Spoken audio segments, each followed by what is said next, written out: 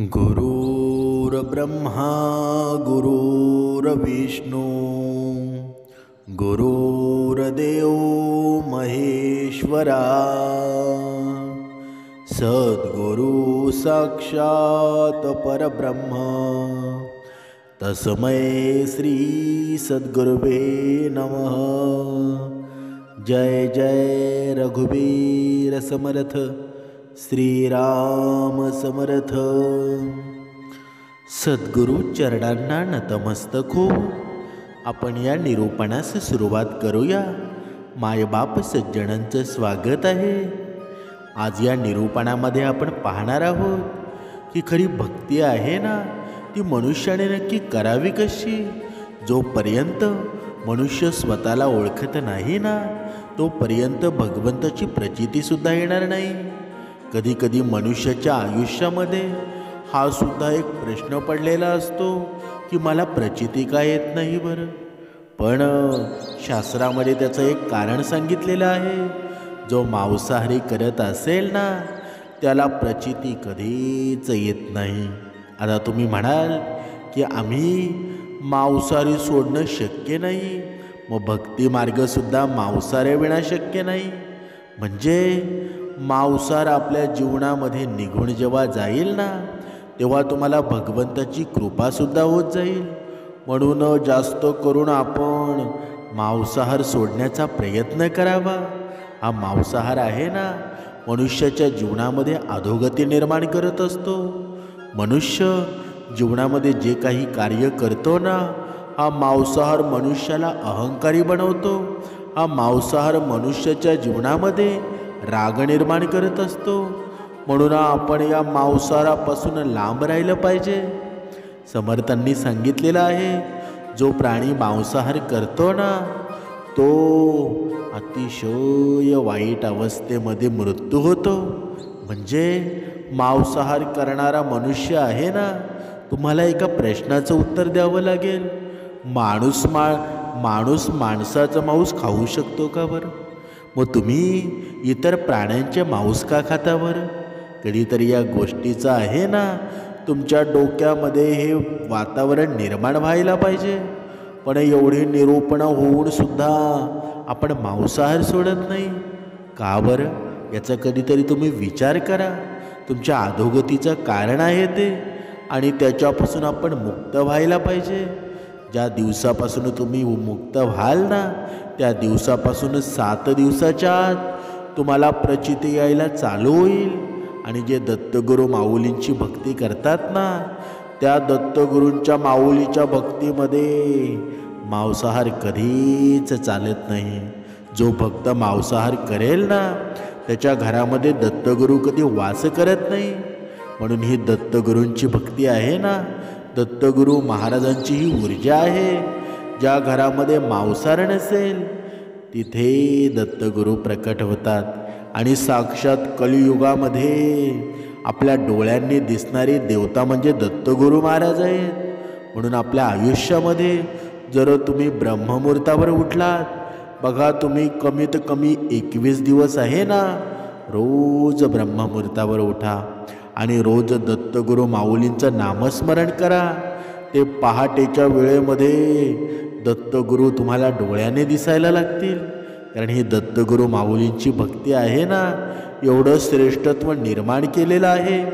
म्हणून दत्तगुरूंना कधीच कमी समजू नका। दत्तगुरू आपल्या डोळ्यांनी साक्षात दिसतात। फक्त आपल्या भक्तीमध्ये निर्मळपणा पाहिजे, फक्त आपल्या भक्तीमध्ये सातत्यपणा पाहिजे। म्हणजे आपल्या जीवनामध्ये मी कोण आहे ना, हे जर मनुष्याला ओळखता आलं ना, तर तो भक्तिमार्गसुद्धा व्यवस्थित करेल आणि दान धर्मसुद्धा करेल। आपल्या जीवनामध्ये कधी मांसाहार करणार नाही। बघा, एका उदाहरणाद्वारे आपण स्पष्ट करूया। एक भिकारी होता आणि एकदा रेल्वेच्या एका डब्यामध्ये भीक मागताना त्याला सुटाबुटातील एक श्रीमंत माणूस दिसला। त्याला पाहून भिकाऱ्यानं असा विचार केला की हा बराच श्रीमंत दिसतोय, याला भीक मागितली तर आपल्याला चांगली भीक मिळेल। भिकारी त्याच्यापाशी जाऊन भीक मागू लागला। भिकाऱ्यानं त्याला भीक मागितली तेव्हा त्याच्याकडे बघून तो श्रीमंत माणूस म्हणाला, तू तर नेहमी इतरांना काही ना काही मागतच फिरतोस, पण कधी कुणाला काही देतोस का तरी तू? तेव्हा तो भिकारी म्हणाला, शेठजी मी एक भिकारी आहे, मी नेहमीच लोकांना भीक मागत फिरत असतो, कुणाला काही देण्याची माझी काय ऐपत असणार आहे? अरे तू जर कुणाला काहीच देऊ शकत नाही ना, तर तुला भीक मागण्याचाही काही अधिकार नाही. मी स्वतः व्यापारी आहे आणि माझा व्यवसाय देण्याघेण्याचा असतो. भिकेच्या बदल्यात तुझ्यापाशी मला देण्यासारखं काही असेल ना तरच मी तुला भीक देईल. शेठजी उत्तरले. इतक्यात स्टेशन आलं आणि ते शेठजी स्टेशनवर उतरून निघून गेले. इकडे भिकारी शेठजीच्या बोलण्यावर विचार करू लागला. शेठजींनी दिलेलं उत्तर त्याच्या मनात घोळ घालू लागलं. त्याच्या मनात आलं की शेठजी म्हणाले ते अगदी बरोबर असावं. मी कोणाला भिकेच्या बदल्यामध्ये काहीच देऊ शकत नाही, म्हणूनच मला अधिक भीक मिळत नसावी. पण शेवटी मी तर पडलो भिकारी, मी लोकांना काय देऊ शकणार बरं? पण मग मी तरी किती दिवस लोकांना काही ना काही दिल्याशिवाय केवळ भीकच मागत राहायची? बराच वेळ विचार करून भिकाऱ्यानं मनातल्या मनामध्ये विचार केला की यापुढे जी कोणी व्यक्ती आपल्याला भीक देईल ना, त्याला काही ना काही मी जरूर देईल. पण द्यायचं काय? जी व्यक्ती स्वतःच भिकारी आहे ती व्यक्ती इतरांना खरंच काही देऊ शकेल का? ही सुद्धा शंकेची बाब आहे. दिवसभर हाच एक विचार करत त्याच्या मनात घोळ घोळत होता, पण त्याला उत्तर सापडत नव्हतं. विचारांच्या त्या तंद्रीमध्ये तो दुसऱ्या दिवशी स्टेशन पाठशी बसला होता. तेवढ्यात त्याचं लक्ष होतं ना, स्टेशनजवळील फुलांच्या झाडांकडे गेलं. ती फुलांनी फुललेली झाडी बघून त्याच्या मनात एक विचार आला की भीक देणाऱ्या लोकांना आपण त्या बदल्यात ही सुंदर फुलं द्यायला काय हरकत आहे बरं? आपला हा विचार त्याला भलताच भावला आणि त्यानं लगेच काही फुलं तोडून पिशवीमध्ये भरून घेतली. तो गाडीमध्ये शिरला आणि नेहमीप्रमाणे भीक मागू लागला. जो कुणी त्याला भीक घालीत असे ना, त्याला तो आपल्या पिशवीतील काही फुलं काढून देत असे. ती सुगंधी ताजी तवाणी फुलं बघून लोकसुद्धा खुश होऊ लागले. आता आपण सुद्धा लोकांना भिकेच्या बदल्यामध्ये काहीतरी देऊ शकतो, ही भावना त्याला सुखावू लागली. आपण फक्त भीक मागतो ही भावना दूर झाली. काही दिवसातच त्याच्या लक्षात आलं की त्याला आता अधिक भीक मिळू लागली.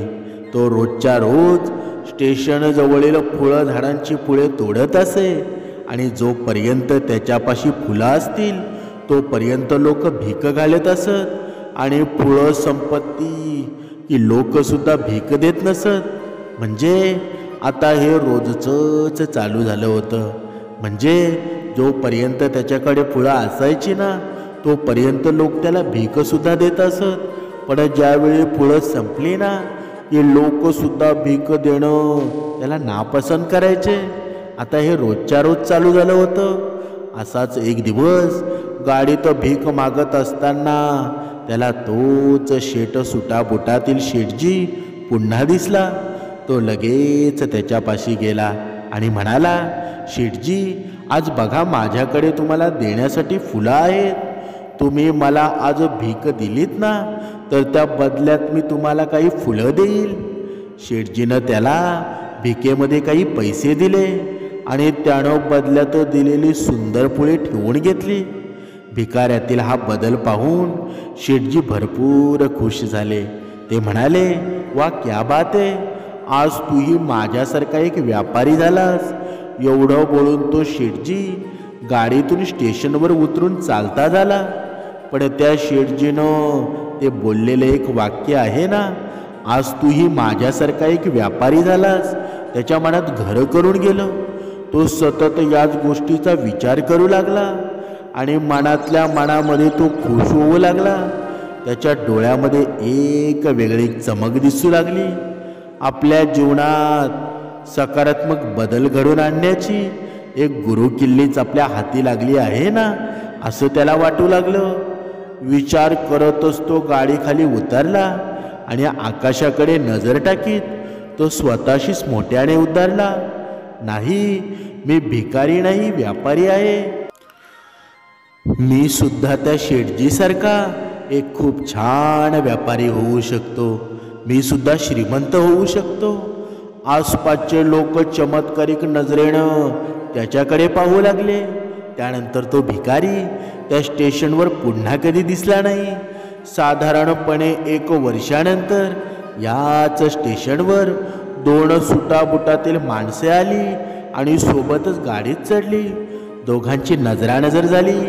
त्यापैकी एकानं दुसऱ्या माणसाला हात जोडून नमस्कार केला आणि स्मितहास्य करत विचारलं, ओळखलत का मला?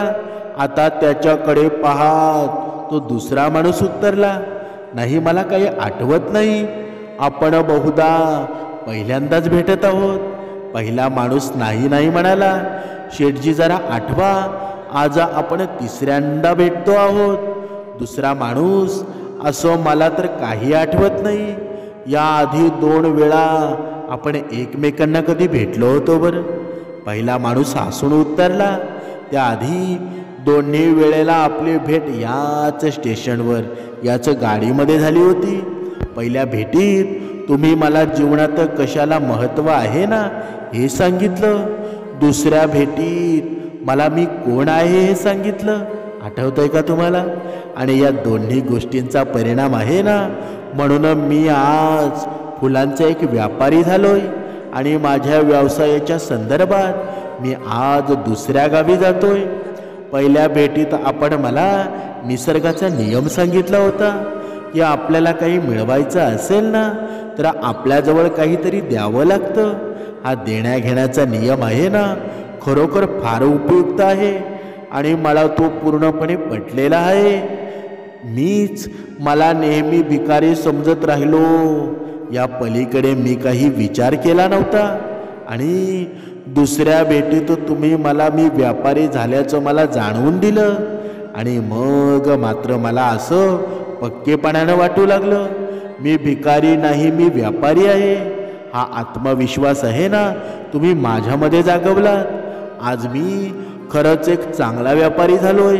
भारतीय ऋषीमुनींनी बहुधा यासाठीच माणसाला स्वतःची ओळख करून देण्यावर नेहमी जोर दिलेला आहे ना. शेवटी सगळं काही या मनाच्या समजुतीवर अवलंबून आहे. समर्थांनी सांगितलं आहे ना, म्हणजे भिकारी जोपर्यंत स्वतःला भिकारी समजत होता तोपर्यंत तो भिकारीच राहिला ना. जेव्हा आपण व्यापारी असल्याचं तो समजू लागला तेव्हा तो खरंच व्यापारी बनला. जेव्हा आपल्याला आपण कोण आहोत हे जेव्हा समजायला लागू ना तेव्हा मग आणखी समजण्यासारखं काहीच राहिलं नाही. म्हणून जोपर्यंत आपण स्वतःला गरीब समजू तोपर्यंत आपण आयुष्यभर गरीब राहू. तोपर्यंत आपण आयुष्यभर अधोगतीला निर्माण होऊ. पण जर आपण भगवंतावर विश्वास ठेवला, आपण भगवंतावर निर्मळ मनाने प्रेम केलं, सेवा केली, तर आपल्या जीवनात सुद्धा अंधकारापासून प्रकाशाकडे नेण्याची ही ऊर्जा आहे ना तुमच्या जीवनामध्ये प्रकट होईल. पण आपण मात्र काही नियम पाळले पाहिजेत. आपल्या जीवनामध्ये जर प्रचिती हवी असेल ना तर आपलं मन ठाम असायला हवं. आपण मांसाहार कधीच करू नका. तुम्ही दरवेळेला प्रश्न विचारताना की मला प्रचिती येत नाही, माझ्या जीवनामध्ये हे टेन्शन आहे, माझा नवरा दारू पितो, माझा पती मला त्रास देतो, माझ्या संसारामध्ये दुःख आहे, माझ्या संसारामध्ये पैशांचा प्रॉब्लेम आहे. पण जर तुम्हाला प्रचिती यायची सुरुवात झाली ना, भगवंताची कृपा यायची सुरुवात झाली तर तुमच्या जीवनामधले सर्व प्रश्न मिटून जातील. आणि हे होईल कधी? जेव्हा आपण मांसाहार खाणं बंद करू तेव्हाच हे होणार आहे. कारण दत्तगुरूंना मांसाहार कधीच आवडत नाही. जो मांसाहार करणारा व्यक्ती आहे ना त्याच्या जीवनामध्ये दत्तगुरूंची प्रचिती कधी येत नाही. म्हणून जर तुम्ही दत्तगुरूंची सेवा करत असाल, सद्गुरू आईची सेवा करत असाल, तर आपल्या जीवनातून या मांसाहाराला हद्दपार करायला हवं. तेव्हाच तुम्ही कोण आहात ना तुम्हाला समजावं लागेल. आणि जेव्हा आपण कोण आहोत त्याचं आपल्याला उत्तर मिळेल ना, तेव्हा तुम्ही भक्ती मार्गामध्ये राहाल आणि भक्ती मार्गामध्ये तुम्हाला सुख मिळणार आहे. तुमच्या जीवनामधील तुम्हाला पडलेल्या प्रश्नांची उत्तरं मिळणार आहेत. म्हणून कोणताही विचार करू नका, शांत राहा. स्वतःला विचारा की मी आहे कोण, या जन्मामध्ये मी कशासाठी आलेलो आहे, भगवंताने मला कशासाठी पाठवलेलं आहे, खाण्यासाठी पाठवलेलं आहे का.